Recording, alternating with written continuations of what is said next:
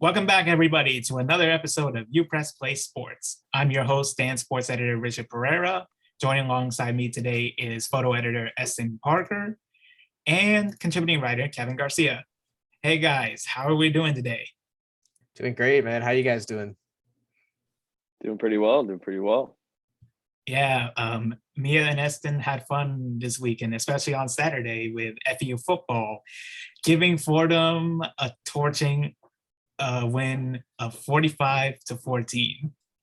In one of my predictions, I actually managed to accurately predict FEU's score of 45 points. So wow, it pretty much sums up how good FEU was offensively for most of the game.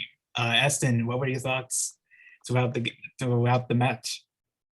I think especially that second half was really impressive. They started off a little slow, and I think especially in the first half, some key drops were kind of tough, but as expected, FAU pulled away, and I think altogether was a really good game. So, in continuing our long home winning streak. So, yeah, indeed, Taggart head coach Willie Taggart remained undefeated at home with a record of 6-0.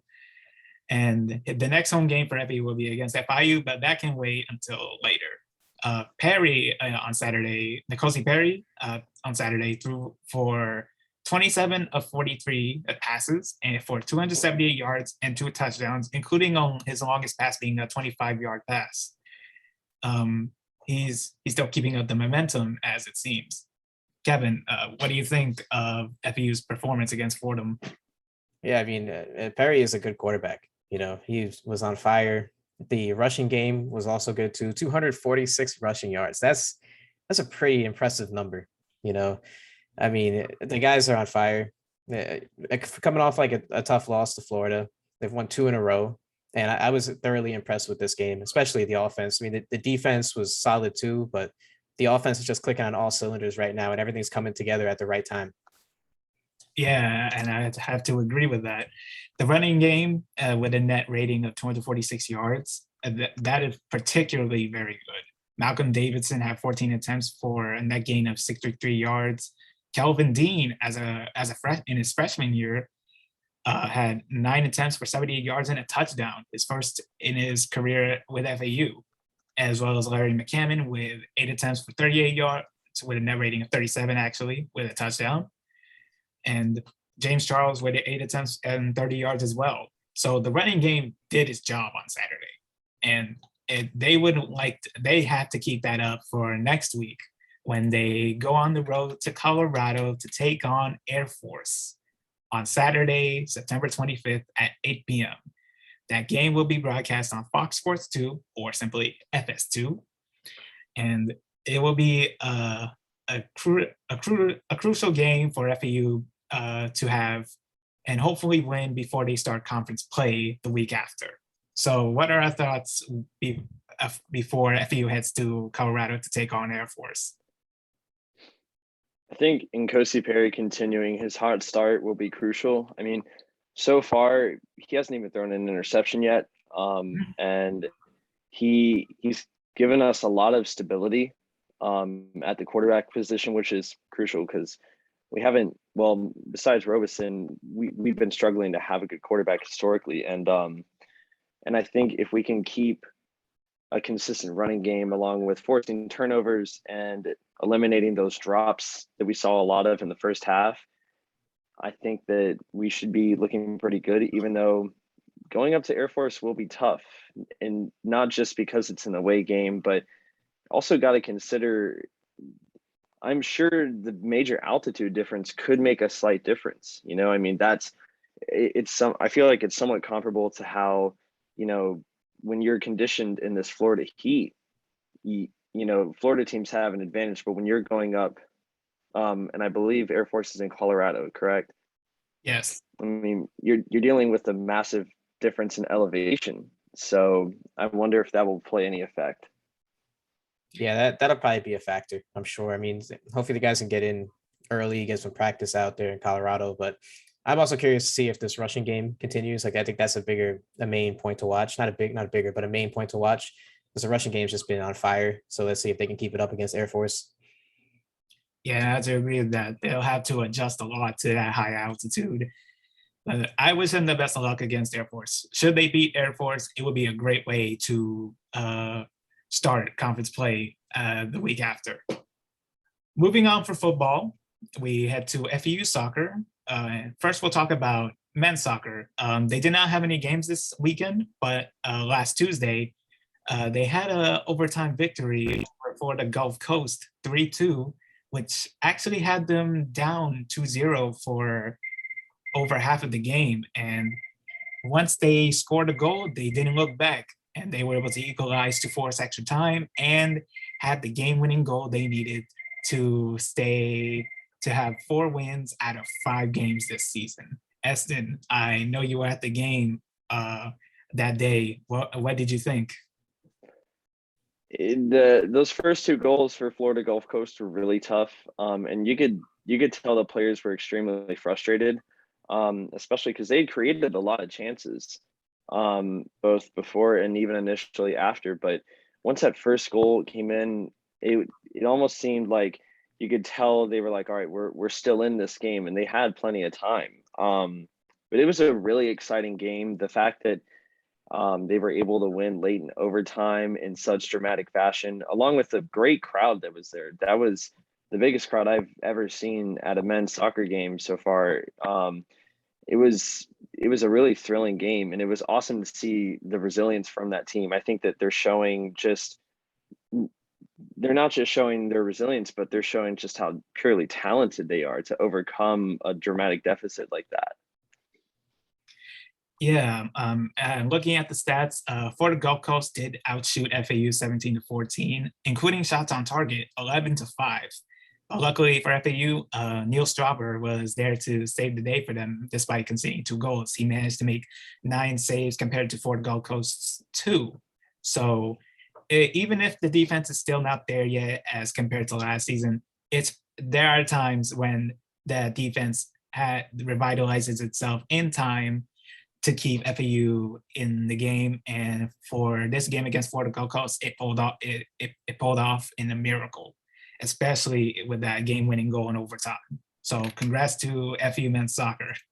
They will begin conference play this week on Tuesday at Conway, South Carolina, against the Coastal Carolina Chanticleers. That game will be on Tuesday at 7 p.m. and it will be broadcast on ESPN+.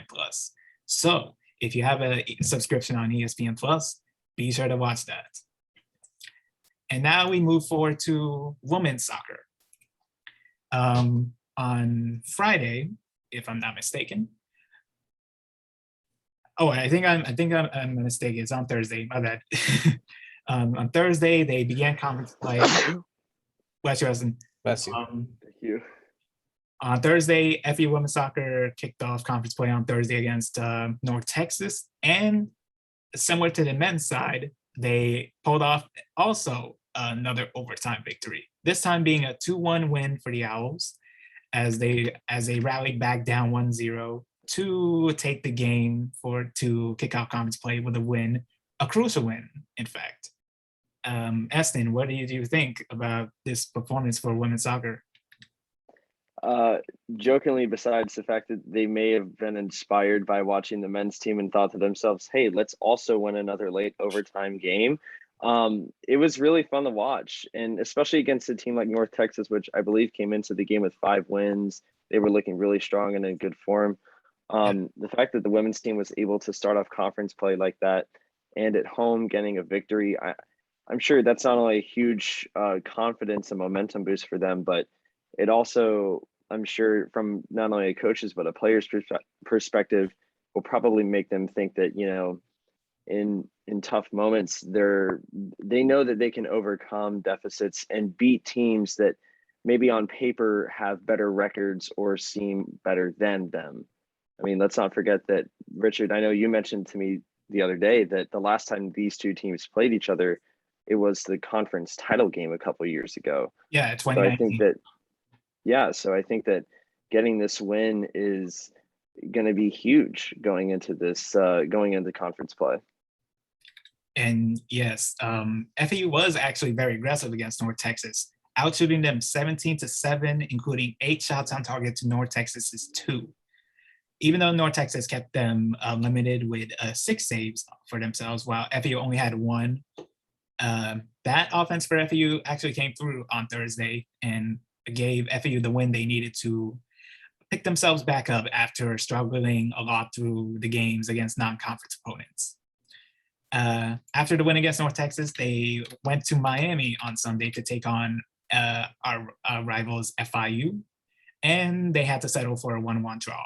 After conceding a 1 goal in the first half, they were able to respond with a great goal from Mia Senes in the second half and managed to secure at least a point that is needed for their ranking in the conference standings. So it's pretty clear that with every win FAU has, there are times where they might have to settle for draws here and there and might have a loss occasionally. So it's looking like this season could be a roller coaster one for FAU women's soccer. But as long as they don't collapse in important moments, I'm pretty sure they'll do just fine. And now, moving on to national sports, there is NFL Week 2. So what were some games throughout the NFL that we've watched that surprised us? Or actually, if the multiple injuries to some of the quarterbacks on Sunday really surprised us? Eston, I'm sorry, man. I'm sorry to let you down like that. You know, I was there yesterday, and historically the Dolphins don't do very well against the Bills. It was brutal. When Tua went down, the whole mood in the stadium kind of dropped, and it showed Buffalo's domination. You know, Buffalo's a really good team, and to beat a team like them, you have to play your highest level. The Dolphins also had 2 crucial red zone turnovers. Devontae Parker dropped an easy chance for a touchdown. It was just bad. It was not a good game for the Dolphins. Yeah, that game was tough to watch. As soon as Tua went out, within the first 10 minutes of the game, was it in the first quarter? It was early on, right? Yeah. So Kevin, what games did you watch from the NFL that caught your attention? The Sunday night game was fun. The game last night, the Chiefs and the Ravens. Lamar Jackson leading just an incredible comeback against the Chiefs. That's got a generational matchup. I feel like that's the modern day Brady versus Peyton Manning with Lamar and Pat Mahomes. It's just a really good rivalry. And then I have to talk about the Thursday night game for a second. Just embarrassing loss by the New York Football Giants. Just I could not believe it. That game was given to us on a silver platter multiple times with the drop pass in the end zone, the penalty on the field goal. Just wow, yeah, it left a bad taste in my mouth for sure. I was not too excited going into Sunday to watch any games, but football, I love football. Still went through and watched them. Yeah, it's all good. At least you didn't do as bad as the New York Jets, who lost 25-6 to the Patriots and had multiple interceptions from their quarterback, Zach Wilson. And I saw one of the interceptions, and that is bad.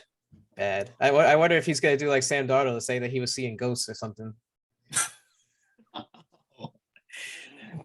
But yeah, I have to agree with you with about the Ravens Chiefs. With a 36-35 victory, that close of a game, that must have been even I didn't watch any NFL games this week, but I was keeping track with highlights, and it appeared that Baltimore and Kansas City, there were a lot of highlights to be had with that game, especially between Patrick Mahomes and Lamar Jackson. And that was definitely a thriller for NFL fans watching that game on Sunday night.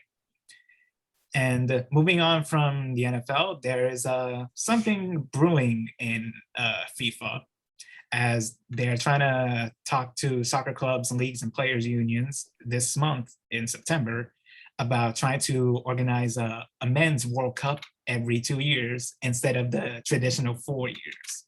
They've they tried to make their argument that it will bring more chances to players and teams to compete in more actual challenging games instead of meaningless games like friendlies and all that stuff, and improve global talent and have more money to fuel more development programs. But there was more opposition to that it lessens the actual value of winning a World Cup. It distorts the balance between domestic and international games, and overwhelms players with a tight schedule. So guys, what are your thoughts on FIFA trying to make a 2-year World Cup instead of keeping it at the 4-year level? So when I first read this, I thought immediately like this is a cash grab. I know FIFA, I mean, they make a ton of money, but I was reading they were saying like, oh, we're only making all that money in 1 year, and that's on the World Cup year. So they make like something like $4 billion, I think, the last World Cup. So they want to double their profits. And I feel like that's really what it's all about. Like they can, at the end of the day, they could say, oh, there's more opportunities for more countries to win. But realistically, at the end of the day, it's still going to be the same crop of countries that we're used to seeing that compete in the finals. Like maybe there'll be a surprise like here or there, but I mean, it's going to be, your Italy, Germany, Brazil, Argentina, the staples of the World Cup. They're still going to be there every 2 years. It's not going to make much of a difference in the competition, from my perspective. And also, even though the World Cup is expanding now to 48 teams, I believe, in 2026. Yep. Yeah, correct. Kevin, I'm with you. The majority of teams that are going to be in it, especially teams that are legitimately going to be able to compete to win the World Cup, will likely be the same powerhouse nations. I guess the only one of the few upsides I could think is that if FIFA is able to up its own revenue, which granted $4 billion is quite a lot of money, but for perspective, UEFA makes I believe it's 11 billion a year off of Champions League. So, and that's annual. So I think if FIFA is able to get more money in, they can help put more money into different like organizations, especially organizations like CONCACAF, which is the group that the US plays in and struggles to play in. And also like CAF, the Confederation of African, or the African Football Federation. Mispronounced, but that's the only major benefit I could see out of it. But at the end of the day too, I mean, the players are already on such a crunch schedule. I'd be extremely concerned for player safety, especially those guys at the highest level. And yeah, I when it comes to having a 2-year World Cup, I'd have to agree with Eston on this. This is not I don't think it's a good idea to have a World Cup every 2 years instead of 4. I do believe it does decrease the value of winning an actual World Cup title, especially for a country wanting to develop its players to have the aspirations of winning a World Cup. And the World Cup title itself, it brings so much value because it's not every so often that you get the opportunity to win one. And to see a World Cup every 2 years, a tournament no less, it's not going to bring the same fulfillment as it would every 4 years, when you don't see the World Cup tournament that often, and it's more special and it's more important, more crucial, more tense. And I really don't like 2-year World Cups. And I think it makes more sense to have every tournament, especially at international level, every 4 years, like the Copa America, the UEFA Euros, and particularly the World Cup itself. So I hope that the national teams and the sports clubs throughout all the world that they don't approve the 2-year World Cup format and stick with the traditional 4 years, because I do want to keep that value of winning a World Cup title intact. And hopefully they say that a decision will be made in December. So hopefully no changes are made when it comes to having a World Cup every 2 or 4 years, because I'd rather have it be 4 years. And before we end this episode, I do have we did have a little fun activity last episode where we decided to have a fantasy matchup between FU football and a team that they have yet to face throughout its history. So, guys, what is your fantasy matchup for FU against an opponent that they have yet to face so far?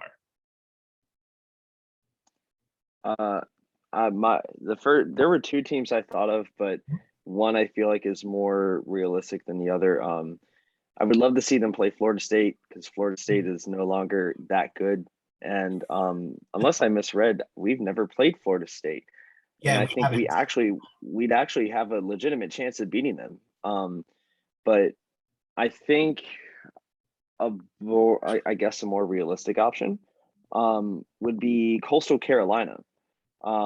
Coastal has turned itself into a pretty prominent school. I mean, they're highly ranked. They've been highly ranked for the last 2 years. And Coastal, when you look at the opponents they've been playing, they've been trying to play teams not only outside of their conference, which is the Sun Belt, but they're trying to play teams that are in, like which you would think are above their talent level. And I think considering that FAU has played Georgia Southern, which is also in the same conference as Coastal, it would be a fun matchup, whether it's in Boca or up in Conway, South Carolina. So that would be a fun matchup to watch. And Coastal's a fun team. They got a lot of good guys up there. So.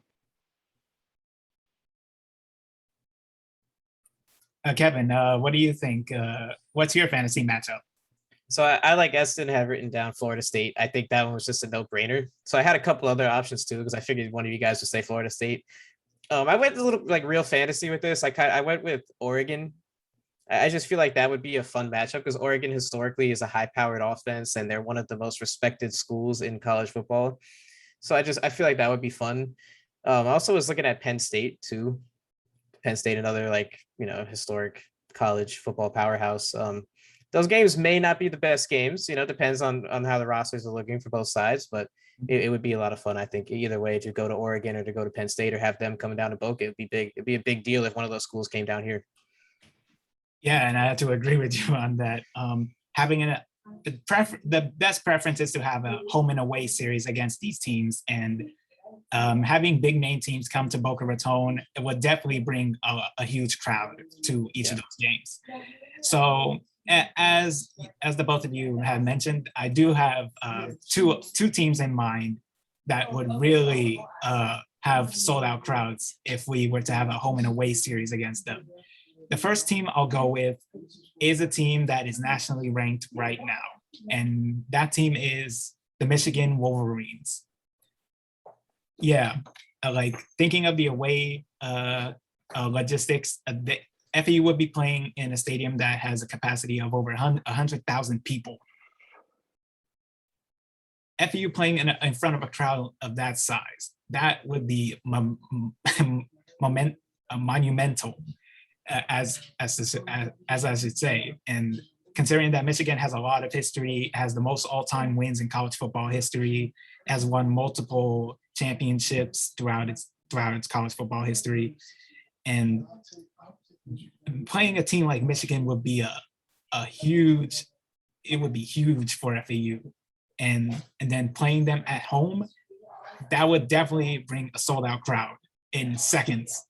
If you try to buy tickets for an FAU Michigan game in Boca, I'm pretty sure that would be sold out in minutes. So it would be an exciting matchup if it were to occur.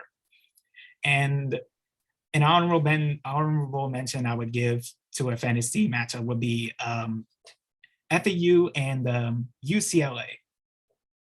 And yeah, I think it would be more likely than Michigan.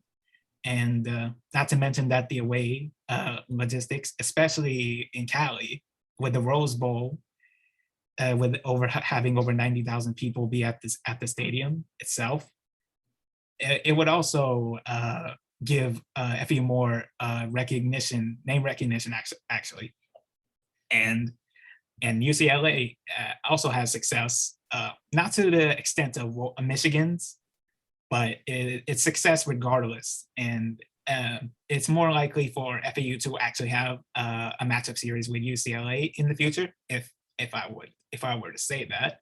Like if I were thinking hypothetically, this would be the more realistic matchup between FAU, and that would be UCLA. And with that, that'll be it for this episode of UPressPlay Sports. Make sure to hit like and subscribe. Click the bell to keep up with notifications from us. And also be sure to go on upressonline.com to keep up with news, sports, and more content alike. To follow us on Twitter, it's at Rich26 Pereira. For Eston, it's at Eston Parker. And for Kevin, it's at Kevin Gar 658. Thanks for watching and have a great day.